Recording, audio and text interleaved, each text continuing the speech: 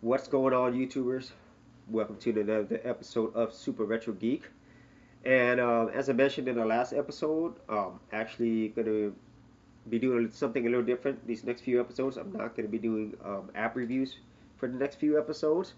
And this week was kind of a big and exciting week, uh, both for Google and for Apple. And I wanted to wait until the announcements were done and to see if there was no other surprises and kind of take some time and put my thoughts together on how I feel about these things. And if you don't know, this past week on Wednesday, Google announced their Nexus, their next line of Nexus products for this year. And another company on Thursday, a little company you might have heard of them called Apple, released their refresh of their iPads and their operating systems. So the first thing I want to start off with is Google's announcements on Wednesday. And so we all kind of knew that they were going to be introduced to their Nexus, but I really think that this was a big one for a few things. And so I'm gonna give my thoughts on the three different Nexus products that they released or they announced, and then I'm gonna talk about some of my own thoughts on the whole lineup for this year. So the first thing is the Nexus 6, and we're looking at it here, and it is made by Motorola, and I kind of thought it was just gonna be a Moto X, just bigger, you know. It is, but I, it isn't at the same time. I actually really like this design. I mean, it looks really cool. It comes in a white or cream white, pearl white, and then it comes in this midnight blue color, which looks cool. Okay, and then it also has the back of it, the signature Moto X ring flash, and so many other features. Okay, so and this thing is a beast. You can read the specs here, but bottom line, this thing has a quad HD screen. It's got the fastest Qualcomm processor available. As you can see, the 805 quad-core 2.7 gigahertz processor. It's got about 2 gigs of memory, if I'm not mistaken. Uh, it comes in at 32 or 64 gigs. It's got a 13 megapixel camera. Anyway, you see the specs here. This thing is beastly. So, and for most people, that probably doesn't matter. But for people who did buy the Nexus line, they're usually tech heads, and so that matters to them. But the one thing that everybody's been talking about are two things really. Number one is the actual size of this. This is a 5.96-inch screen. Let's just say a 6-inch screen phone. That's going to be massive. But from the dimensions, it's actually about the same size as the iPhone 6 Plus. And so until there's actually hands-on and actual physically people physically seeing it, then we're not sure how it's gonna pan out or if it's gonna be way too much. I kind of tend to think that it might be because that's pretty large. And I went to the store and I tried out the iPhone 6 Plus, and that was really unwieldy. I mean, the screen size isn't anything new, but it's because of the bezels on the top and bottom. It's just really big. It's just it's not comfortable. Is what I can say, even if you got big hands. Okay. So another cool thing that I like about this the Nexus 6 is it comes with this fast charging, and as you can see, 15 minutes of charge, you can get about 6 hours of battery life, and obviously that depends on your usage, but that is really really cool. So the Nexus 6, great. I love the specs. The size, I'm not too sure of. And then the second thing that I'm really not sure of is the price tag of $649 off contract. So I'll talk more about that a little bit later. So moving on, the Nexus 9. Now I was actually more excited about this than I was the Nexus 6 for a couple reasons. The first being is that it was going to be made by HTC. I have an HTC One. Um, I still think HTC has the best built phones. Um, I would say it's right up there with Apple, if not better in some aspects. I mean, I love my HTC One. I even right now, my friend has an iPhone 6, and I compared them side by side. And even my original HTC One, I still think this is a better built phone. Okay, so with that being said, the HTC 9, when I saw this, I was like, wow. I mean, that really is some solid build quality. Automatically, it reminds me of the iPad, you know, and for good or bad, I say what you will about Apple, but I really do think that for the most part, their products have a very high quality, uh, very simple designs, and very recognizable. You know, Android, you have all types of stuff, but I think this is the first tablet I've seen where I could say, wow, that's some quality stuff. Now, it has the boom sound speakers on the front too, which I love on my HTC One. I really hope that it sounds just as good, if not better, because it is a tablet. And the specs on this thing, uh, it's the only one that I see that's really important is this 64-bit NVIDIA Tegra K1 processor. Now, NVIDIA did release this processor, or a variant of it, on the NVIDIA Shield tablet this year, and that was their 32-bit quad-core version. This one is their 64-bit dual-core, basically their Denver series, which is like a desktop class processor. And early benchmark says it's as powerful as just, I guess, the Geekbench scores were as powerful as a 2012 Mac Pro. And so that's insane. This thing's got a 192 core Kepler GPU. So, which is awesome. I just hope that developers will be able to take advantage of this, because you can have all the most amazing specs that you want, but if you don't have the developers who are able to take advantage of this, then it's kind of useless.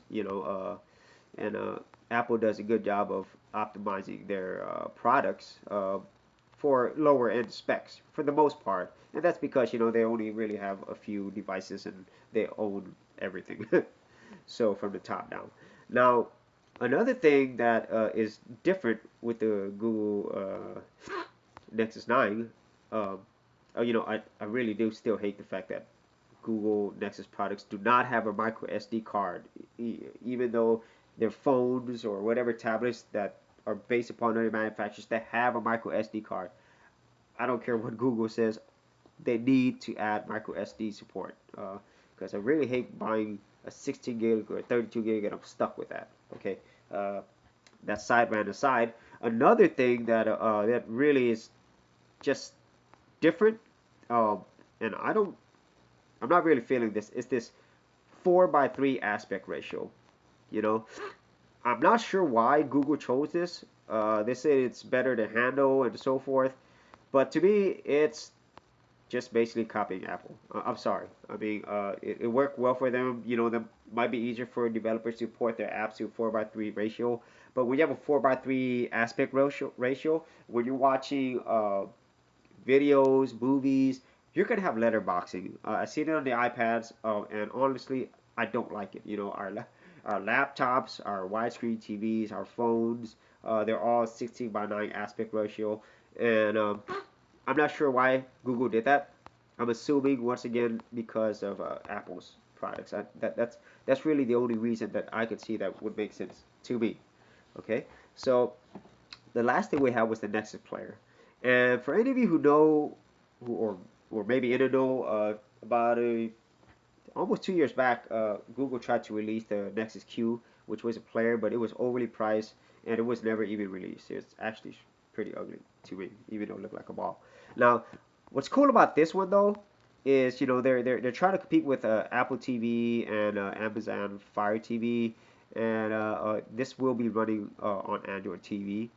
So it's very simple. It's just a circle and a very simple controller with voice control, and then you can buy an optional controller with it. It's about $99. So I'll be interested to see how this actually performs and how useful it is.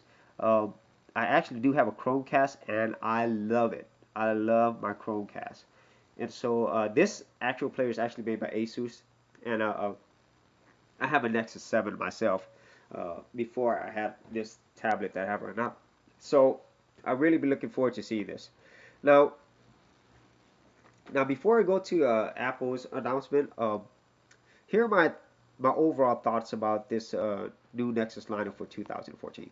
Okay, um, I think personally this is where Google wanted to go to begin with. They wanted to be Apple, for lack of a better sense. And don't take that the wrong way. Google is Google. They've innovated in a lot of areas. A lot of these things that come out on software and hardware, Android did it first.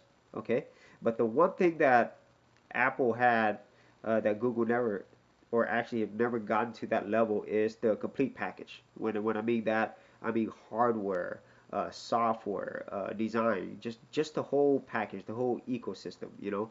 And so seeing this whole new Nexus line, this is the first time that I could safely say, at least from Google's design, they've it looks like they've nailed it. Okay, the software app ecosystem still has a ways to go to reach Apple's quality, but I think even based upon the physical designs, the look, and the pricing now, let's talk about the pricing. We'll talk about the pricing a little bit. Is that their phone is $650, 649, and then their Nexus 9 is $399. So that's pretty much in line with Apple products and then Samsung products and every other high-end manufacturer. So now I think Google is on their next phase where they want to be that known as that, known as the Apple of Android, for lack of a better comparison. And even if you see the quick commercials for the Nexus 9, that Google put out, or the Nexus 6, they look a lot like an Apple commercial. I'm sorry, they really, really, really do. Say what you would, if you watch it and you compare it side by side to an Apple commercial, it looks very similar. Okay, so that being said, I think it's going to be a great line of products. I'm not sure how the Nexus 6 is going to do, primarily because of the price, and I'm not sure how the size is going to fit into everything. Okay, but the dimensions look like, at least height wise, it's about the same as an iPhone 6 Plus. And so if people like the iPhone 6 Plus, they'll probably like this as well in terms of their holding it in their hand. Okay, now let's go to Apple's announcements, which was following the next day. And funny enough, the Google's Nexus site looks a lot like, or actually, Google's Nexus site looks a lot like an Apple's website. Okay, was it by accident? Probably not. Okay, so really the only announcement that mattered to me during Apple's Thursday keynote was the iPad Air 2. Okay, there was the Yosemite desktop OS release, but it was mostly all about the iPad Air 2. And basically, what they really did was they made it lighter, thinner, and they added a faster processor. I think it's a little faster variant of the A8 processor that they have in the new iPhone 6s. So I really don't have much to say about this, except the fact that if you love the iPad, this is probably going to be the best iPad that you could get. I'll really, really be curious to see how this stacks up to the new Nexus 9.